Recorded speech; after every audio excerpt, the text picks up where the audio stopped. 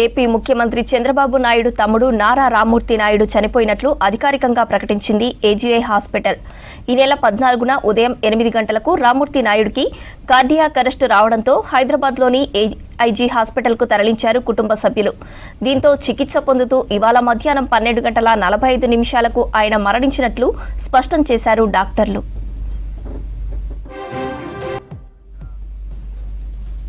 తన సోదరుడు రామ్మూర్తి నాయుడు మృతి చెందడంపై తీవ్ర దిగ్భ్రాంతికి లోనయ్యారు ఏపీ సీఎం చంద్రబాబు. ఢిల్లీ పర్యటనలో ఉన్న చంద్రబాబు తన తమ్ముడు మరణ వార్త విని షాక్కు గురయ్యారు. ఢిల్లీ నుంచి నేరుగా హైదరాబాద్లోని ఏఐజీ ఆసుపత్రికి చేరుకున్నారు సీఎం చంద్రబాబు.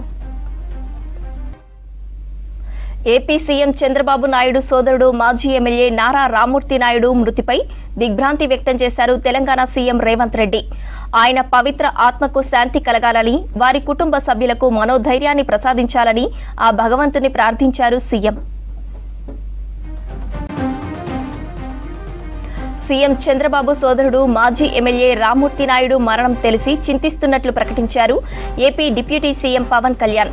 రామ్మూర్తి నాయుడు ఆత్మకు శాంతి చేకూరాలని ఆ భగవంతుని ప్రార్థిస్తున్నానన్నారు.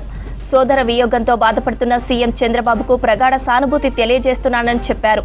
మహారాష్ట్ర ఎన్నికల ప్రచారంలో ఉన్నందున తాను రామ్మూర్తి అంత్యక్రియలకు హాజరు కాలేకపోతున్నానని తెలిపారు పవన్.